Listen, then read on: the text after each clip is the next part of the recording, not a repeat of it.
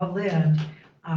He was an incredible person, and they moved around a lot. That's all I can tell you. That's why I said this will sound like a travel log too. And he had an incredible career. And so, the Buddhists, I learned long ago, the Buddhists say how you do one thing is how you do everything. And so, who Don was, he brought with every single person, place, and thing that he was associated with. So Dawn was born 78 years ago today. Jenny, his beloved wife and life, felt it only appropriate that he be welcomed at his new address on this day into the heaven world. And on the same day, he came into the earthly world. So we are sharing that double joy. He was the youngest child born to Glenn and Annie Smith in Portland, Oregon. He was the baby, and he joined his sister Betty and his brother Glenn on this day in 1944. He is preceded on his journey by his parents, his sister Betty, brother-in-law Babe, and his nephew, Ronald Dean Neffendorf. After high school, he worked in the lumber mill with his dad, and eventually he ended up behind the scenes in radio. With the gift of his deep, booming voice, how many of us remember it? I still hear his voice all the time. He always knew he would be a DJ, and like so many things in Don's life, he made that happen. Working under the guidance of one of his radio mentors, his first radio mentor, who was a popular radio disc jockey and program manager in Lincoln City, Tillamook, and the Dalles. And I kept saying the Dalles. He knew that he had the voice, but he found he was uneasy in front of the microphone. He was self-conscious and shy. His mentor told him, "You've got what it takes. Let go of your ego. Practice, practice, practice. And once on the air, never forget the power you have to change the world. And always make it about your listeners, not about yourself." Those thoughts resonated with him until he made his transition. In 1966, Don was drafted into the Army during the Vietnam War. He spent time at the Pentagon in Washington, D.C. before serving 2 tours of duty in Vietnam in military intelligence. Once back in the USA, he put himself through and graduated from the first class radio engineering school in Kansas City, Missouri. He aced the final test. For years, he ended up working in several different radio stations from Oregon to California. One was at KSTN in Stockton, California. It was there on March 12, 1973, that he met the love of his life, Jenny. They were married in Sacramento in 1976. From Don's broadcasts, Jenny eventually gained recognition through the airwaves in Ventura and Los Angeles counties as his wife, the little biscuit burner. Everybody always said when they would go out, he'd say, "Where's the little biscuit burner? Where's the little biscuit burner?" I don't even think she knew how to make biscuits. So,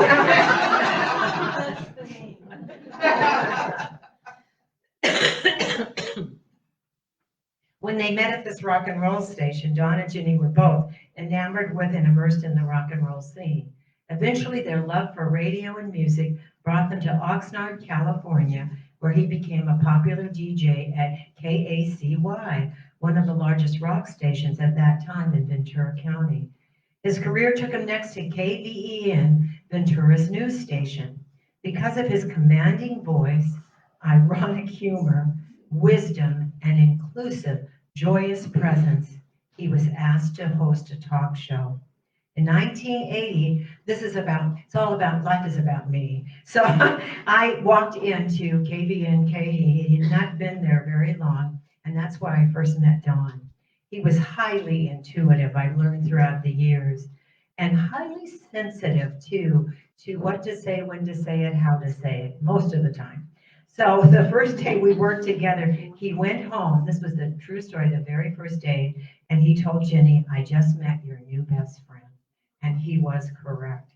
That divine appointment created a lasting friendship now going on 45 years for all of us, including my husband, Patrick, who I hope is now with him, greeting him in the heaven world. KBN's sister station was KKA, a failing country music station, what they used to call a tax write-off for the station. Don quickly realized he wasn't happy as a talk show host and convinced management, given a chance, that he could turn the unpopular KHA into a successful station. They said he could under one condition: just don't spend any money. He became passionate about country music. His soul recognized and resonated with the powerful stories told through the vehicle of country music of the real salt of the earth people. He saw how country music, created and shared by both new and old songwriters and singers, are filled with the fine thread of love that connects us all, and the drama, passion, and wisdom that shines the light into what makes all people tick and makes dreams come true. Without money thrown at it, he pulled up his bootstraps, brought the station out of the toilet, literally, and made it into the #1 station. From 1980 to 1993, it remained #1 in the market until he left. Kay Hayes' success opened doors for him to accept a position on the Academy of Country Music Board of Directors. Also under his direction, Kay Hay became a reporting station for radio and records, which was a very high honor.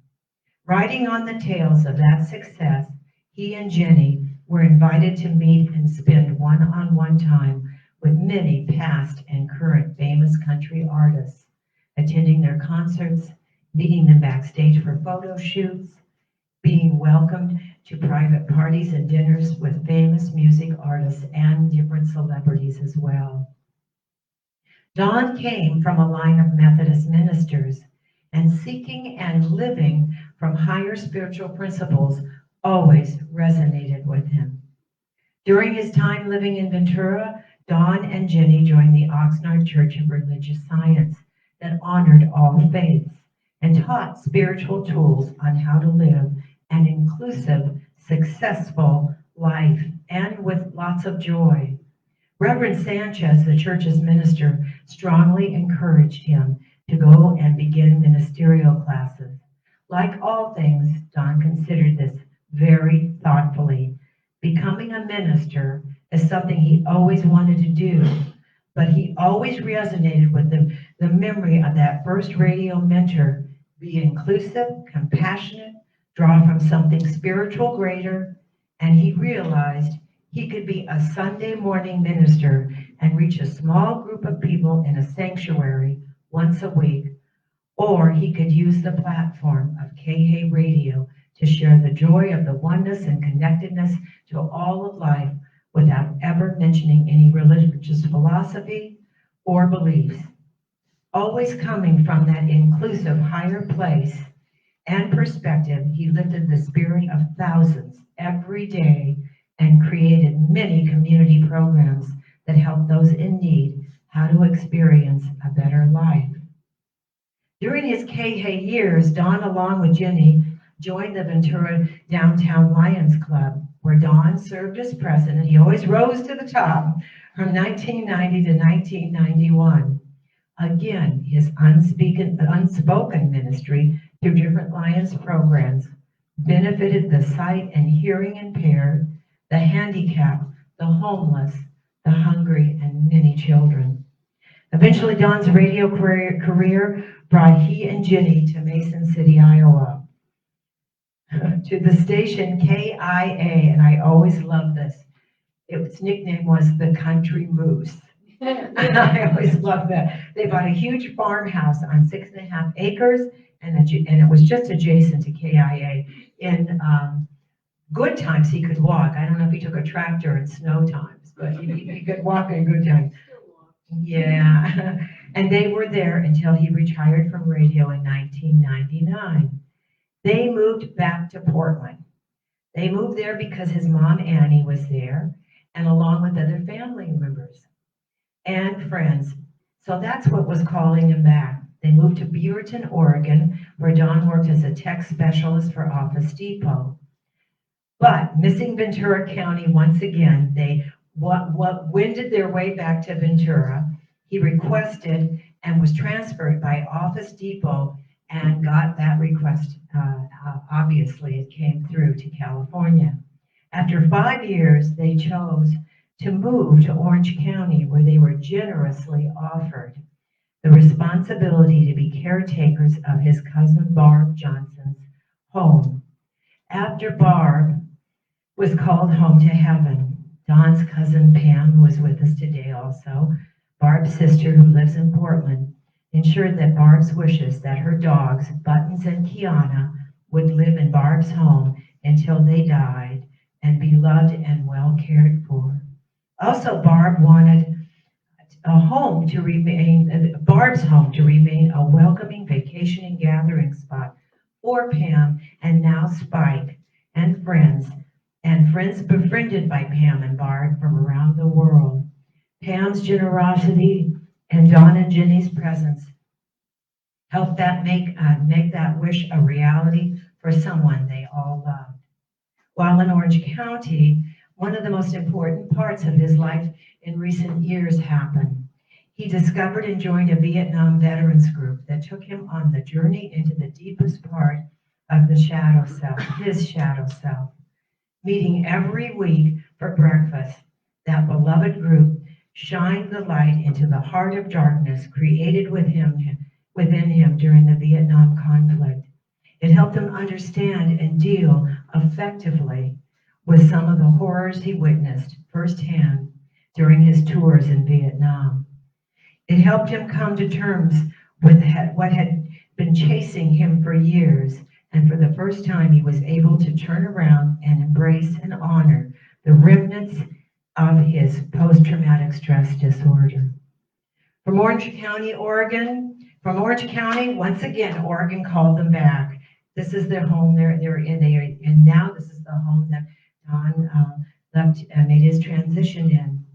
It led Don and Jenny back, finding this wonderful new home, and to be close to his family, his brother Glenn and all of his family, his late sister Betty's family, and his cousin Pam and nephew Spike Johnson.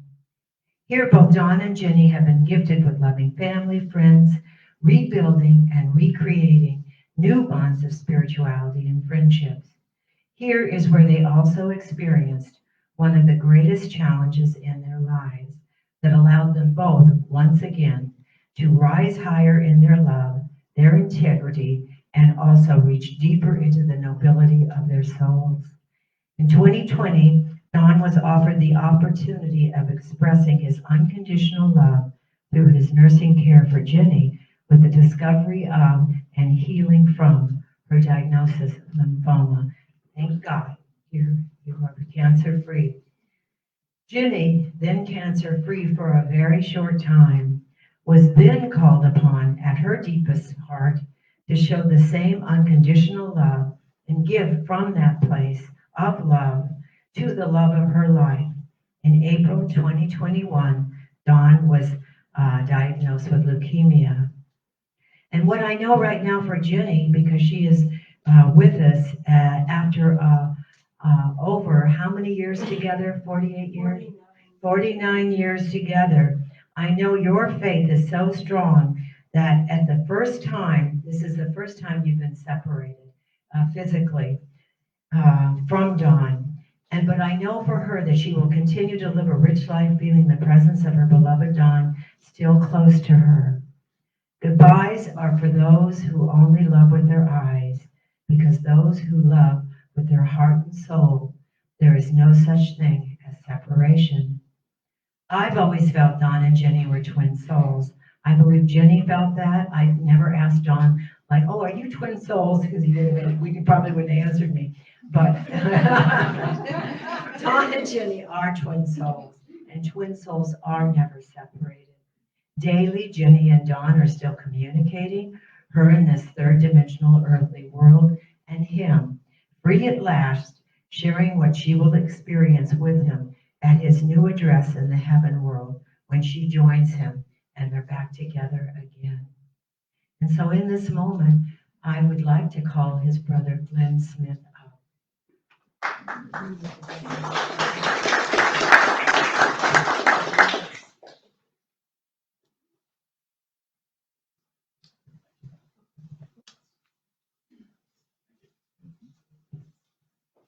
Hi, I'm Glenn, Don's brother. There was only a year and a half difference in our ages, and so we were quite close in our youth and played a lot. Some of my best memories was with our cousins Chris and Kim that are here. They lived in Tacoma and played a lot with them. As we got older, though, in adulthood, really didn't get to see him very much. Most of the time, he lived in a different state, and so we didn't really get to spend a lot of time together. Then, when they moved up to the Portland area, we decided to get together for lunch like every other week, and had some great discussions. Really got closer during that time. We talked about family, we talked about our childhood, our mom and dad, our cousins, nephews and nieces, aunts, uncles. And he put up with me going on and on about my grandkids. And I always had stories for him about the cute things they said or did. And I put up with him going on and on about his political opinions.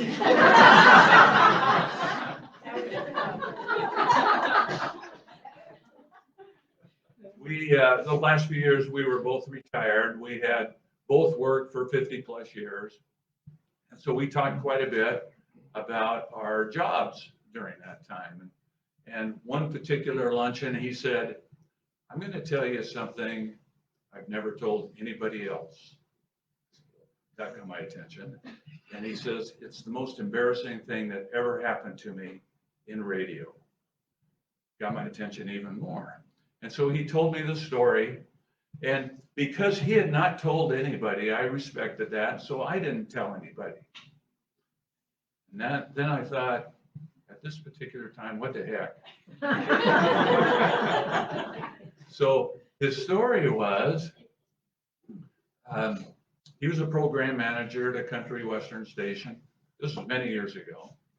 And they had a young girl that they had hired. She was just in her early 20s. She was trying to break into the radio business. And so Saturday mornings, they gave her a 4-hour shift where she played country music. And this one Saturday morning, she got kind of bored as the music was playing. And so she called her boyfriend on the studio phone there. And then they started talking about their sex life and got rather graphic. And no, it didn't go over the air. But unbeknownst to her, all the calls on that particular phone were recorded.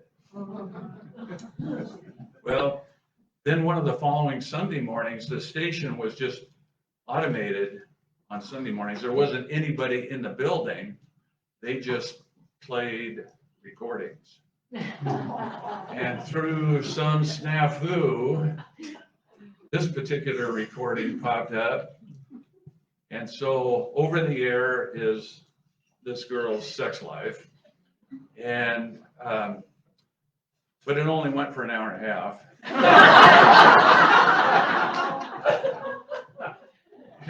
And of course, there was nobody in the building to stop it.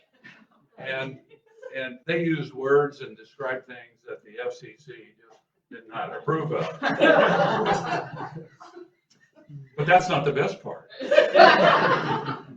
Their biggest client was the local Kmart store. And Sunday mornings, Kmart played the country music that was recorded. And yes, this girl's sex life was being broadcast at Kmart. And the receiver for this was in the manager's office, but the manager didn't work on Sundays. So his office was locked and nobody could get in there to turn this off. So Kmart shoppers got treated to that girl's sex life. And the store got really full because lots of people came in, but not very many left.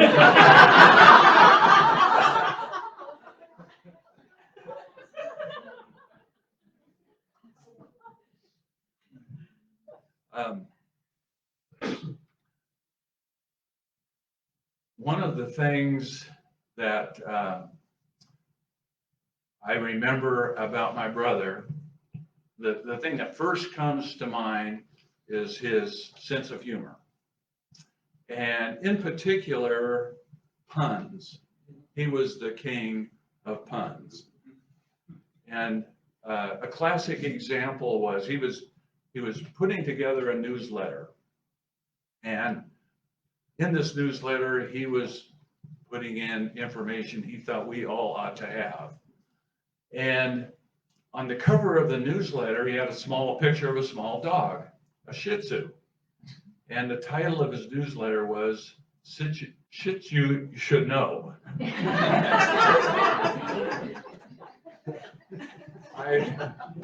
I will close with my favorite of his puns. This happened 16 months ago.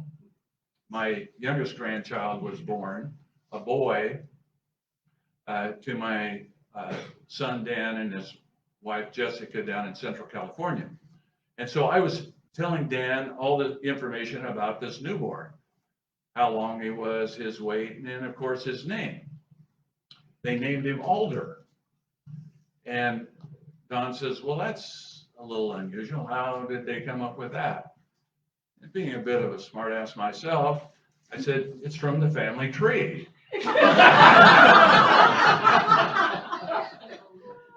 And right away he came back with, let's hope he's not naughty.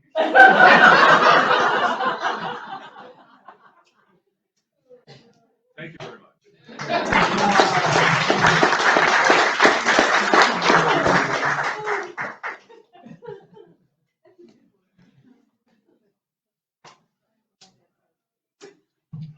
You know, by the way, there are some isms because they don't all fit on the back or in the program of Dawn's that are just hilarious.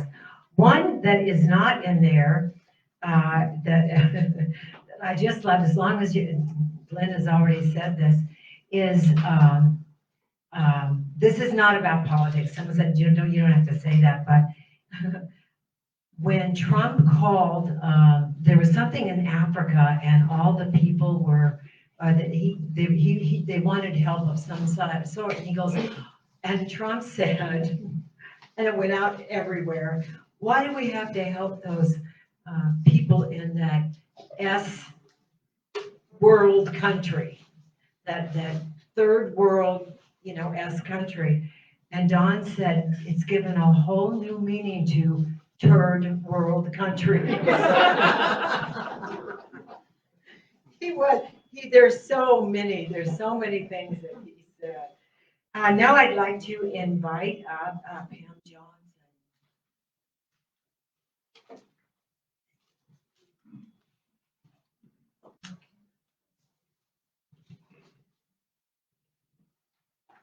Hi, I'm Don's cousin. And I better put my Oh, bless your sweetheart. I'm not used to that after teaching. I could talk to her. But Dawn was a treasure of the Johnson and White family. Face it towards your mouth. And pardon me? Face it towards your mouth. Face it towards my mouth, my son says. Okay. And so I'd like to share with you some of the things. For example, my Nana, who was Don's Aunt Daisy, took him to the circus when he was about 3 or 4 years old. And Don worshiped her from that day forward. They had an absolute ball, just the two of them. As to my papa, that was Don's Uncle Dave. He listened regularly to all of Don's Oregon radio broadcasts, and he was just a big fan, and Don knew it. My dad, Spike, helped Don buy his first car. And Don was forever grateful for that. With my mom, Dorothy, that was Don's first cousin, Don loved to make her laugh. Even when she was in the depths of dementia at age 98 for over 3 years, Don could make her laugh with his visits. It was just wonderful to see. My brothers and sisters, Barb, Dave, and I, loved to have Don play Frankenstein in our basement in the dark as he put out his arms and chased us. Our salute to each other for the last 50 years has always been Don's arms. Whatever we do or saw him, that's what we do. Okay, I guess you had to be there at age 6, 8, or 10 to know what a glorious memory that is. My daughter Heidi adored Don and Jenny. She loved visiting them at their apartment where she had them all to herself. And then there is my beloved grandson, Spike, who became my son at age 2 when I lost Heidi in a car accident. Don called him Scooter because Don bought him his first scooter and Spike rode it around Barb's house like Mario Andretti. They were buddies. Don helped him build forts in the living room, rode all the rides with him at Disneyland and Knott's Berry Farm, went to car shows, breakfast at Ruby's where they could watch the trains. And then when Don and Jenny moved to Oregon, Don and Spike would go every Sunday to breakfast at Elmer's where they would talk and laugh and talk together. Don's impact on each of us was filled with love and laughter. That is why I borrowed a portion of an unknown author's poem and added a few ideas of my own. Don's impact on others is bigger than you think. Someone still giggles when they think of that funny thing he said. Someone still smiles when they think of the compliment he gave them. Someone silently admires him.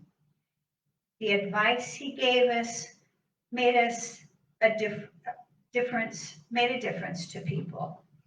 The support and love he offered others had made someone's day. His input and opinions made someone think twice. He is not insignificant or forgotten. His existence made a positive difference, whether he saw it or not. I loved him dearly, as I'm sure many of you did here. Rest in peace with our heavenly choir of family and friends. Don, your impact on our lives will last forever. Thank you.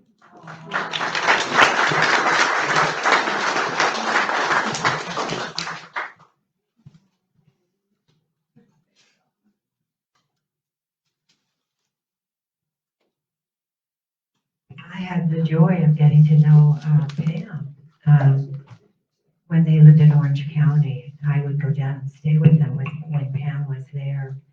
Now, I'd love to call it, I am calling up Jenny. Jenny, would you please come up? Okay, all right.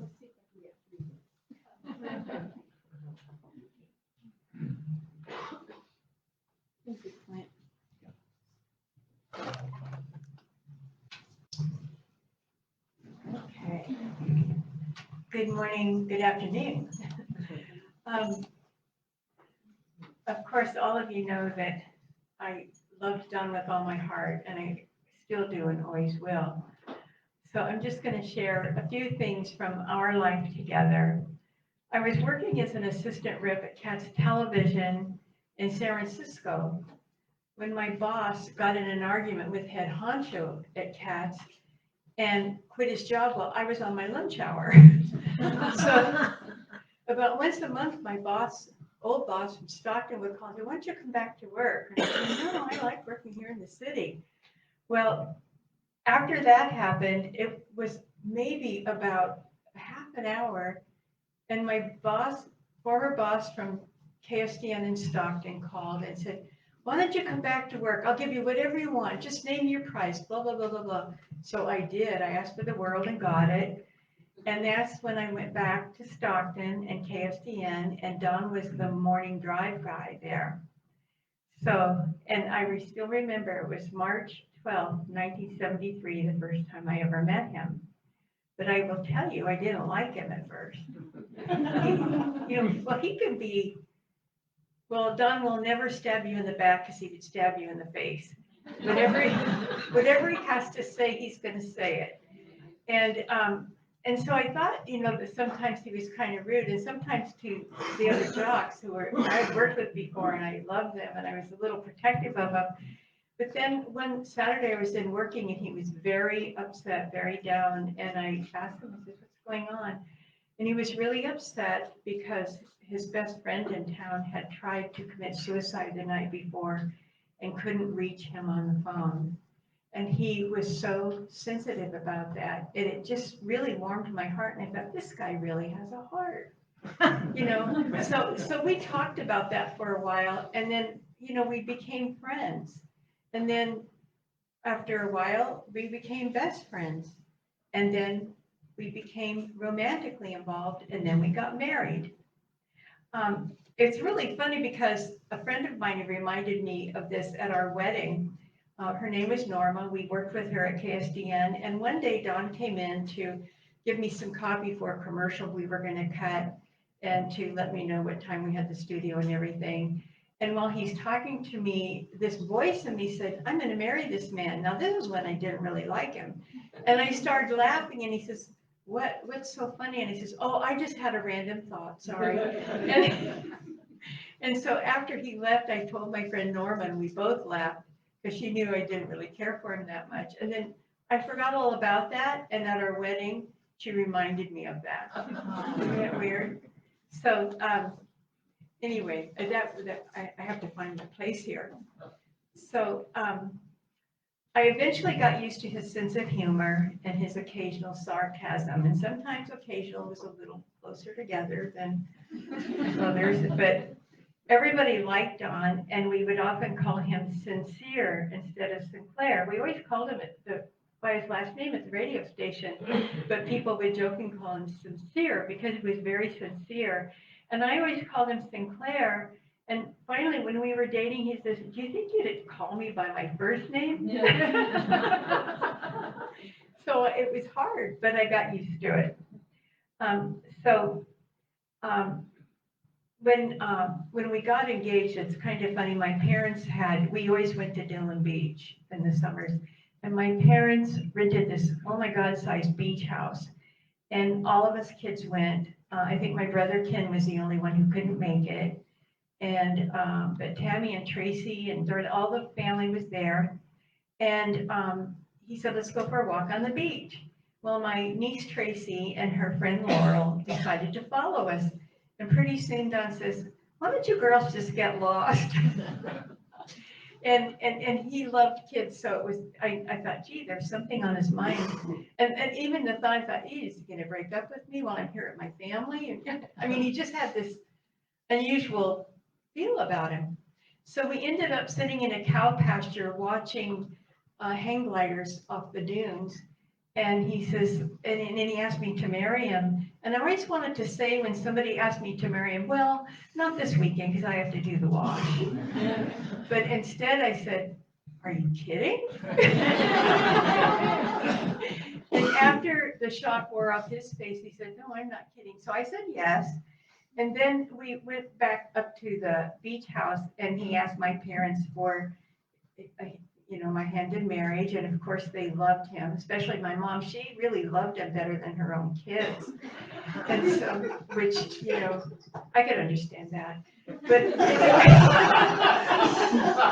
But anyway, so that night, this is so funny.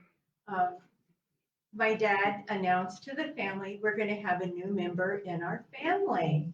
And my nephew Troy, who's now grown and is going to hate me after this, says, "Oh my gosh, is Grandma going to have another baby?" And my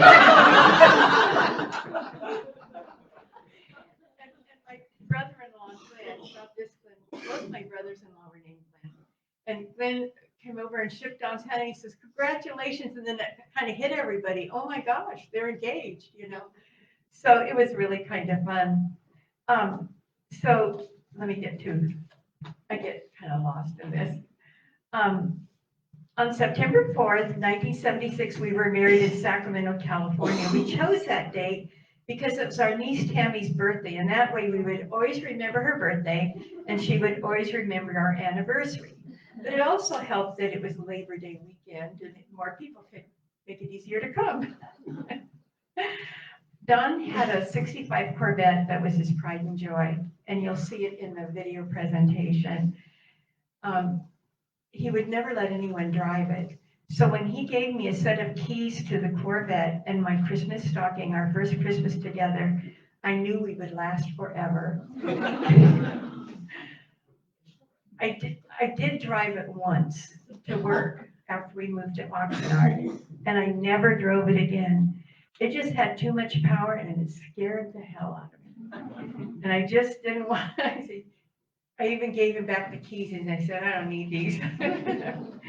We both had a love for the beach and roller coasters. Often we would go to Santa Cruz on a Monday night when we could ride all the rides all evening for only $5. One time we rode the Giant Dipper 13 times in a row and were in the front or back car every time. And sometimes it would just be the two of us, and sometimes it would be friends or my brother and his wife or whatever, but we went every Monday night during the summer. And what's also funny is I would always tell him, I can't do those spin around rides, you know, like the tilt-a-whirl and the roundup and everything. And he would say, "Oh yeah, it'll be fine." Well, after I threw up on his shoes about 4 times, he finally quit asking me to go on those rides. We also spent lots of time in Yosemite and Lake Tahoe, although Don always said we should just send Bill Harrod a check and save the gas money. We also spent lots of time at railroad museums as we both loved trains. While we were dating, Don bought me a train set for Christmas and built a 14-foot train set in my apartment. We moved to Oxnard a year after being married, and we bought our first house, and we got our first dog. Now, we had doggy doors already in the house, and I kept telling Don, "We need to get a dog, we need to get a dog." And he kept saying, "No, no, no, let's wait a year or so." So one day, and I think Glenn was there, Glenn and Ty, I'm not sure, but it was his birthday, and he brought this little puppy home that his boss's daughter had found ready to die in the Santa Clara riverbed.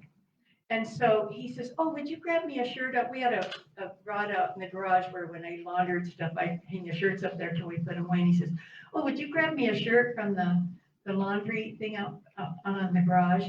So I walked outside and there's this little ball of fur at my feet.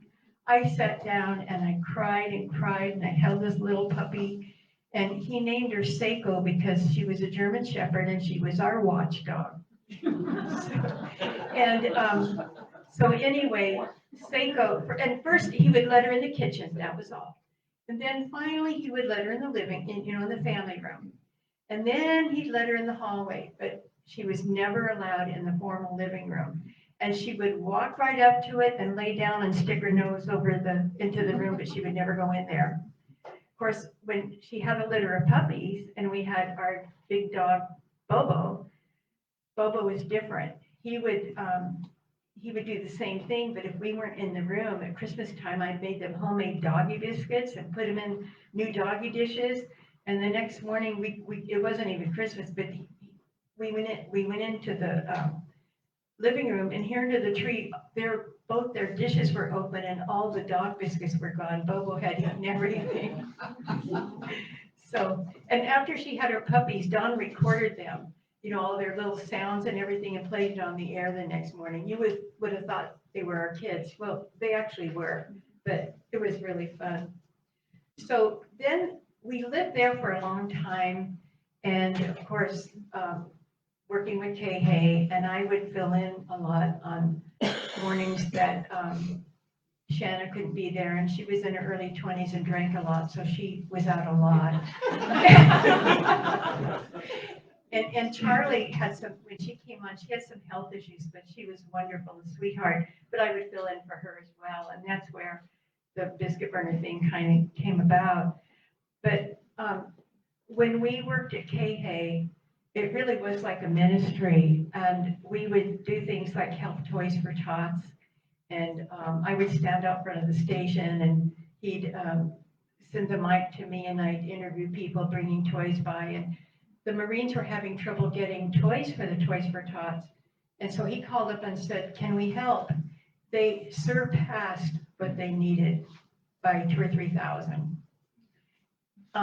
He was just thoughtful that way. He would always try to help everything. We rescued kittens when we were in Oxnard, and their mothers would abandon them, and we'd wean them for 2 months, and then he found a place in Ventura called Mrs. Pooch's, and we would take the kittens there when they were old enough, and he would go on the air and say, "They are Sinclair kittens at Mrs. Pooch's," and by the end of the day, they would be gone. So, then we moved to Iowa. We had so much fun in Iowa. First of all, it's probably the safest place in the world to live. You didn't have to lock your doors, although I did. I was born and raised in California. So, but no one locked their doors. And the stores had all the stuff out in the front of the building. They didn't take it in at night. And at the Christmas tree lots, they would have a box and said, "If you take a tree after hours, put the money here." And that's how you lived in Mason City, Iowa. But Don was a lot of fun. He showed me how to like boil a cup of water in the microwave and then go outside and toss it up in 20-degree weather, and it would come down snow. And then he brought home Bubba Blower one day, and he took 2 bottles, and he says, "Come on, let's go outside." And we would blow bubbles, and they would freeze on the way down and drop to the ground and just roll. I tried it here when it snowed last time. It doesn't work here. Not cold enough. He told me it wouldn't, but I had to try. So the other thing is when we went there, we were on our way there, moving into town, getting there, and he was listening to the station, KIA, and he says, "That guy's really good, but he has a lisp," and there were a couple other things that he had, and he says, "I'll help him get rid of that." And I says, "You can help somebody get rid of a lisp?" And he says, "Of course." And I couldn't believe it. Within 3 weeks, that kid didn't have a lisp. And that always amazed me, because I didn't know. I thought once you had a lisp, Martina McBride has a lisp, and it's very apparent when you're talking to her, and when she sings, you can hear it. But someone should have taught her how to get rid of her lisp. At that station, he had a lot of people who would always say, "You can't get there from here," and Don always proved him wrong.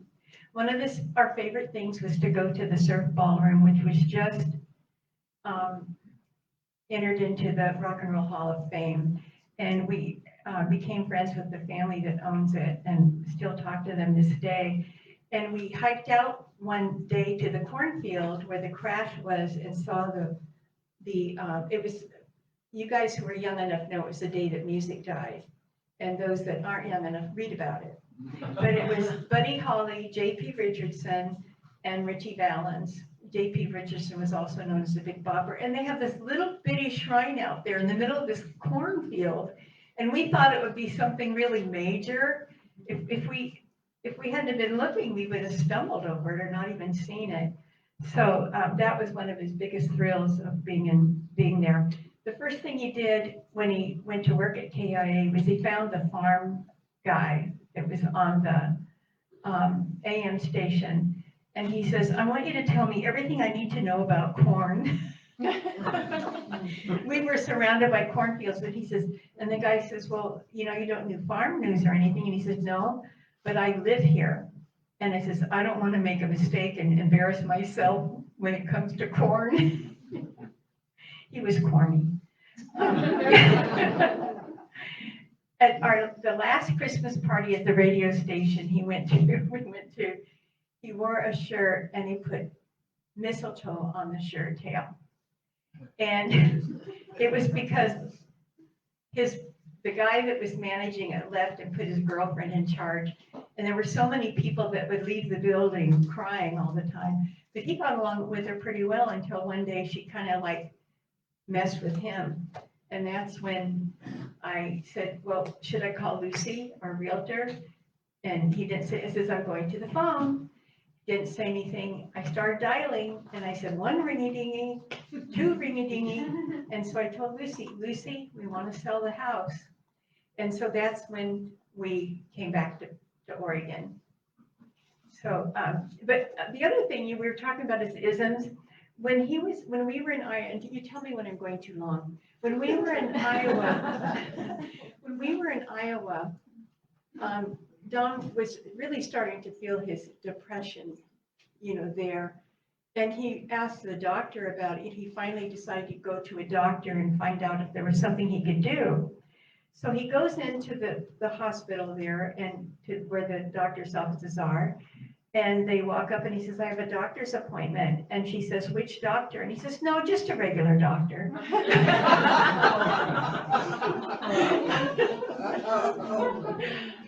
So when he retired from Beaverton, when he retired from radio, we moved to Beaverton, he worked at Office Depot and he loved that. In fact, one of his former coworkers, Eric, is here today. And he just loved Eric. They got along so great. But he really wanted to get back to California, both of us did. So he did go to some counseling, and his doctor's name was Trudy Hu. She was a Vietnamese woman, a lovely woman, and she was trying to help him with his depression and his PTSD. So I go to his primary doctor, and he wanted to get off Lexapro or something, and so the doctor said, who is your doctor? And Don says, yes. And he says, who is your doctor?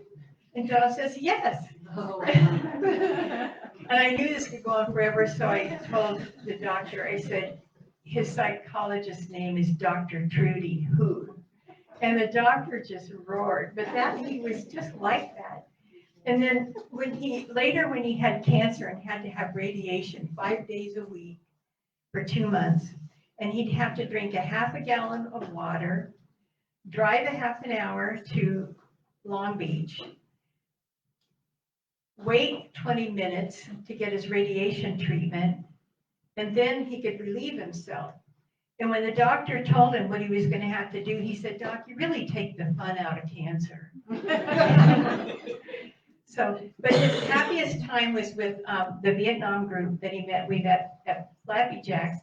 And when he met them, the thing that was so funny was I encouraged him to get up and talk to them. And so he goes over and here's all these Vietnam veterans. And he says, tell me, have any of you tried to hurt yourself or anyone else recently? Because that's always what they ask you when you go into a VA hospital. Is, have you thought about hurting yourself or anyone else lately? And they just roared. So they invited him to their group, and it was really helpful for him.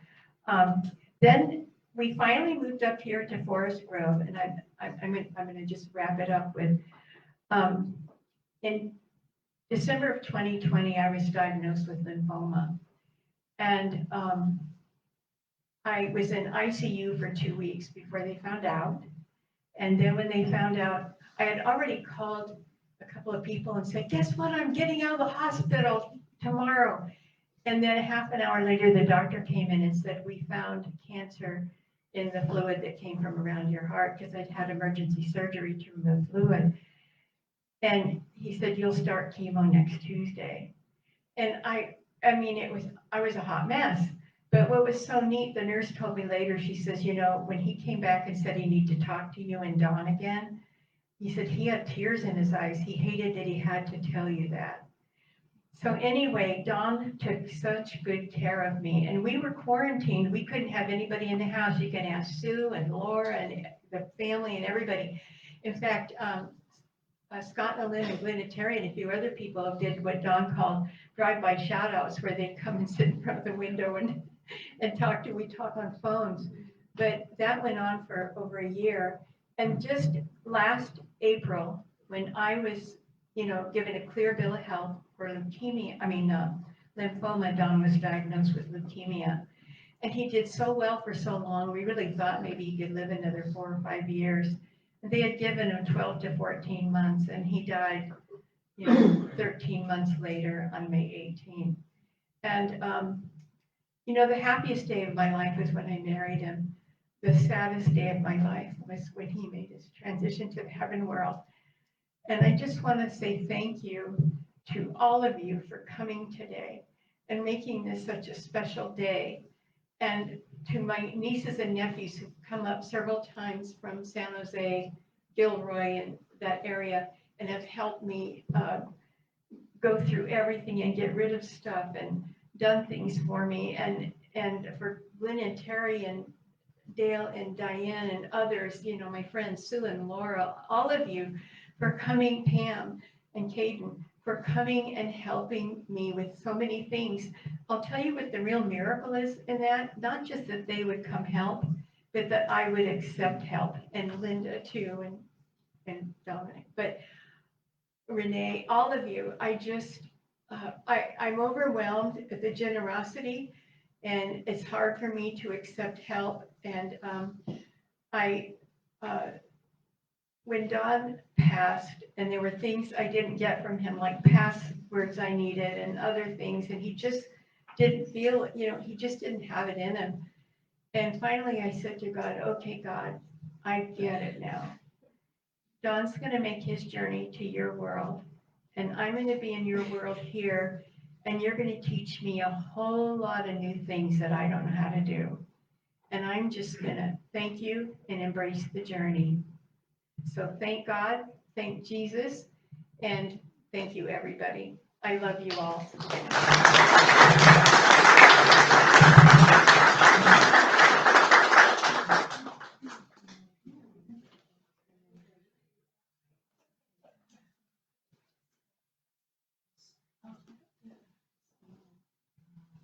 It is now my honor and Jenny's honor too. The honor guard is here. And so we invite them to do this sacred ceremony for Dawn right now. And I'll just let them take over.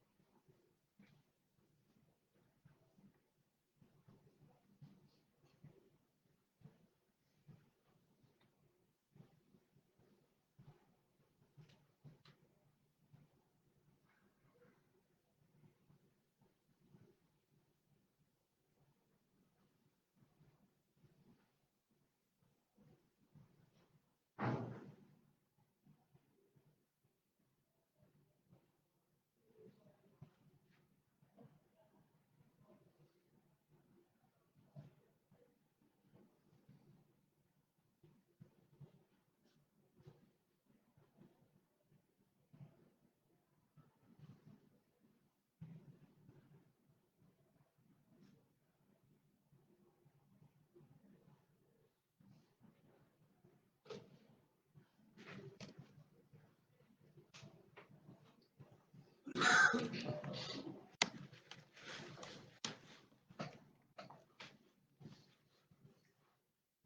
behalf of the President of the United States Army, and a grateful nation, please accept this flag as a symbol of our appreciation for your loved one's honorable and faithful service.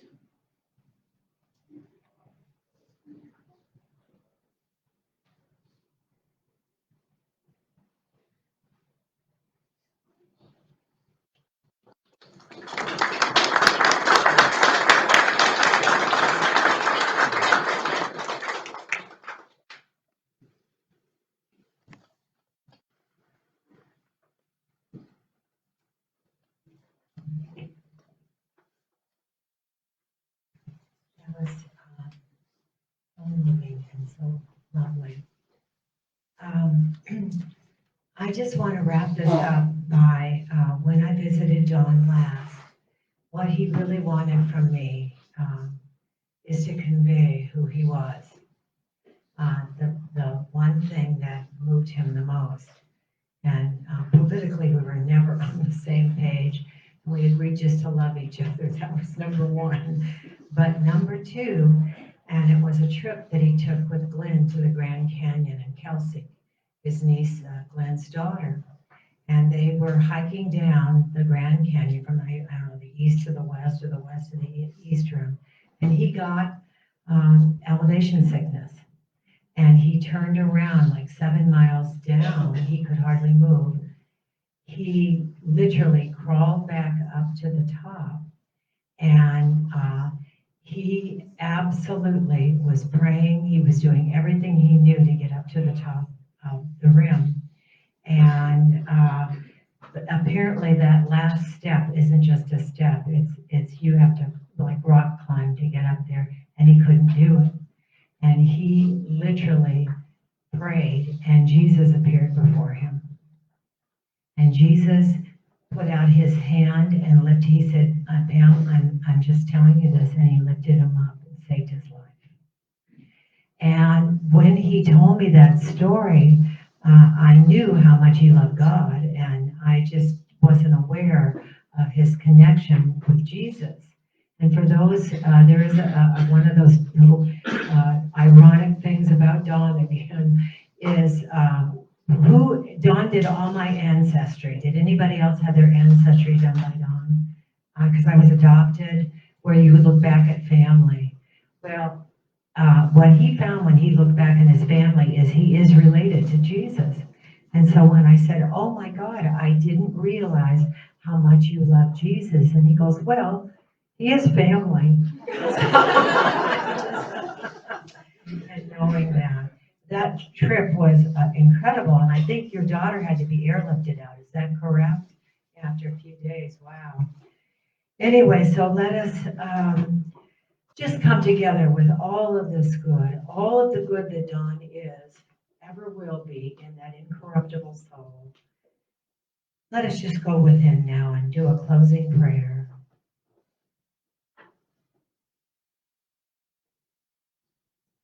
And just soak in all of the love, all of the good, all of the fun, all of the depth of who he is in our hearts. As I am feeling, as I stay in the I am, please just personalize these words. I am so blessed to have been in his presence. For he is love. God is love, and God is the highest definition of love. The high point of everything, the number one ingredient necessary to understand nature and character of Don. Don is the personification of love. Practice loving kindness with everyone, to all people, all living things. So in these moments, although we miss Don deeply, let our feelings of loss be a sign of how absolutely deeply we care. Let the empty places in our hearts become safe havens where we can go to remember and be strengthened by Don's deep affection for us. To allow it to be anything else than that. And to allow it to become an ongoing place of despair would dishonor Don. Don would never So let us know that his spirit, that spirit of love that resides within, will always be there for us. It's not just a span of a body of years. It is a consciousness of a soul, a free spirit. So let us know that Dawn is enfolded in perfect love, free from any physical limitations, and that we are enfolded perfect love too in that same place, and that we are at peace. And we affirm that the light of the truth surrounds him and his family, friends, and that we continue along with him are held in the arms of compassion, love, as we open our hearts and minds and feel comfortable that peace is. I am, peace is, joy is, love is, and Dawn is free at last. And I close with a prayer of faith. God is my help in every need. God does my ever hunger free feed. God walks beside me, guides my way through every moment of the day. I am now wise, I am now true, patient, kind, and loving too. All things I am, can do, and be through Jesus Christ, the truth that is in me. God is my help, no more am I sick. God is my strength, unfailing, quick. God is my all, I know no fear, since God and love and truth are here. And so it is, in Jesus' name, amen, namaste, peace be with you, and all is good and very good. And Jenny thought that this would be a good song to close with. Is there any way, what would you like? Would you like to come and sing this with me, or? What are you gonna do? Oh, the song. Yeah. Oh, no, I was gonna make it if I can say though right quick after the song. Will you stay up with me? Can you do that? Yeah, I Okay, will. all right. We do have lunch catered, and you're welcome to stay and eat. And then maybe while we're eating, people, if they want to come up and say, their favorite thing about Dawn, you're welcome to. And there's also cards on the table over there by the box where you can write out, things about Dawn if you like, and drop it in the box. So, and you're welcome to come over to the house a little later. I don't know what time it is. It's about 12:10. Yeah, so maybe more like around 1:30 or 2, and if you need to wait before you come over, you can sit in the other room, or probably even sit in here, but we just need a little bit of time to set some things up or prepare, but we'd love to have you come over and join us. And also, as soon as we sing this song, and it's short, we're going, Alicia, who came in from Wisconsin, one of Jenny's dear, dear friends of the heart, helped us with all the tech, along with Dennis and a lot of other people too. But she's going to play a video that her daughter put together. She and her daughter both put it together. And it's Yeah, beautiful. as dinner is being served. So this is a song that we always sing at our center. And it's I release and I let go, and the words are there, and we're only going to do the words. You need to what? I need the words. Oh, I'm not thinking very. I thought you said with my hearing. I thought you were saying I need the words. Okay, so 1, 2, 3, and you'll get it after we start. I hope. Some of us already know it, but 1, 2, 3. I release and I let go. I let the Spirit run my life, and my heart is open wide. Yes, I'm only here for God. No more struggles, no more strife. With my faith I see the light. I am free in the Spirit. Yes, I'm only here for God. God bless you all.